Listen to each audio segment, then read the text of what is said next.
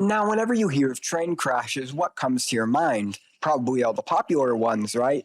Kismet, Cactus, East Palestine, Lac-Megantic, all of those. We all know and know them at the very least. However, there's one that I feel like has been kept away from the spotlight from far too long, and I'm here to do it the justice I feel like it deserves. That's right, we are going to be talking about the 2012 Westville, Indiana train crash. Our journey begins on the right old day of January 6, 2012.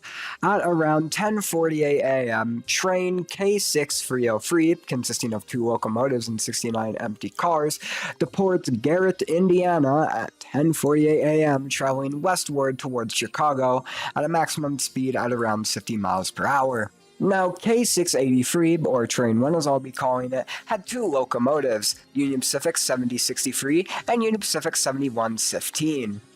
Now, following Train 1, we have Train 2, or Q39506, a mixed freight train consisting of two locomotives and 60 cars, also having left Garrett, Indiana at around a similar time. Train 2 consisted of CSX 517 and Illinois Central 2464, or rather a Canadian National locomotive with the Illinois Central reporting marks. Weirdly enough about this locomotive, it's one of many Illinois Central locomotives that had this weird blue paint scheme.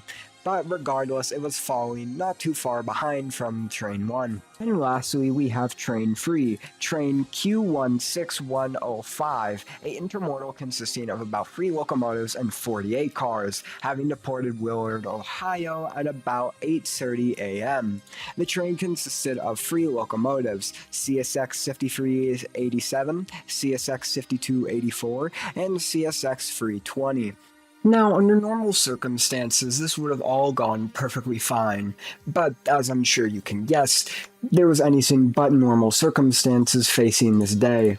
Now, as all 3 trains are on their way, they are set to meet somewhere around the Garrett subdivision, near where the accident happened. And as you can see, this is a very interesting line, one going north to Chicago, the other going south, and a whole lot of intersections on the way there. Now, the plan here was quite simple. Train 1 was to wait for Train 3 to pass so that way it could be redirected onto the main, and Train 2, following not too far behind it, was also expected to wait.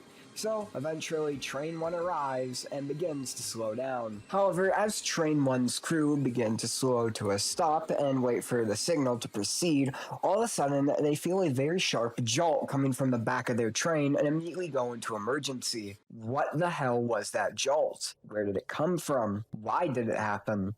It turns out Train 2 rammed into the back of Train 1, and in doing so, they ended up piling up on Track 1. This became a bit of a problem, as in just 2 minutes, Train 3 was expected to arrive, and if it got involved, then shit's gonna get haywire. So while the engineers of Train 2 and Train 1 are trying to figure out what the hell just happened, like previously stated, a bunch of empty tanker cars from Train 1 ended up on Track 2. AKA the track that, well, Train 3 was driving down, and as I'm sure you can guess, there was no real way to move it out the way. And like previously stated, Train 3 arrived in approximately 2 minutes, with absolutely no way to stop in time since the thing was moving at about 44 miles per hour. So the crew of Train 3 threw on the emergency brakes and ducked for what was to come.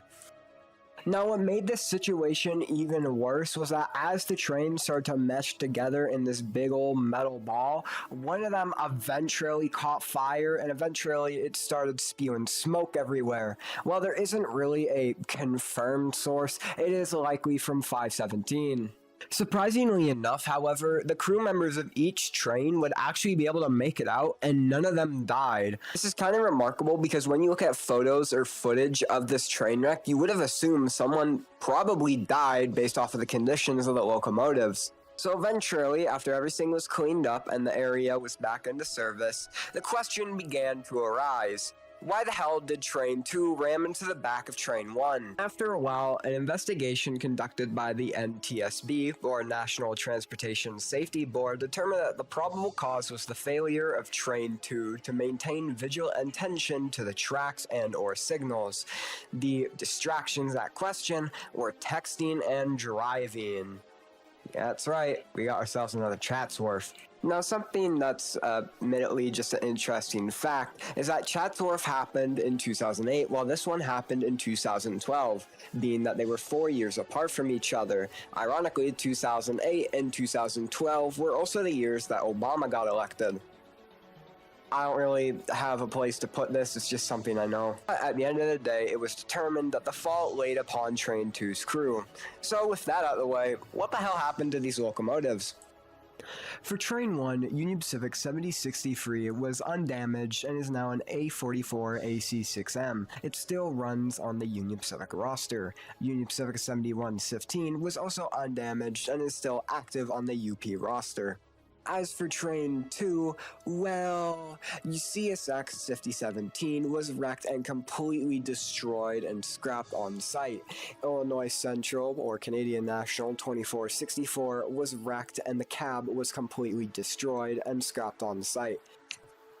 As for Train 3, CSX 5387 was taken to Riverdale, Illinois, and was later repaired, and it still runs on the CSX roster. CSX 5284 was taken to Riverdale as well, and was, well, also repaired, and is still active on the CSX roster.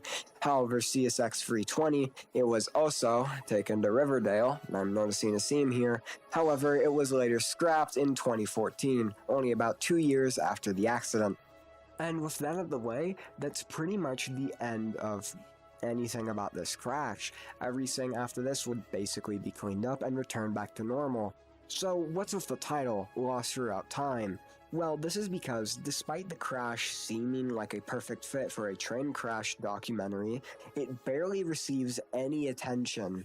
And I find that oddly puzzling. Why? This crash, I mean, of course, it isn't all too interesting, but it just seems like this was largely forgotten throughout history and overtaken by other train accidents.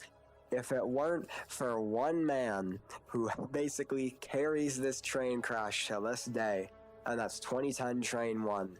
I don't know why, but he has some weird obsession with this train crash.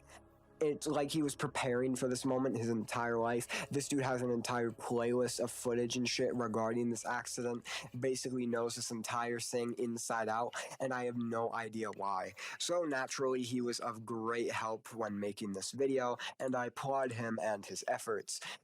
And with that out of the way, this video is practically done. So thank you to the NTSB report, another thank you to 2010 Train 1, and also a thank you to History for Everyone Productions for helping me put together this video.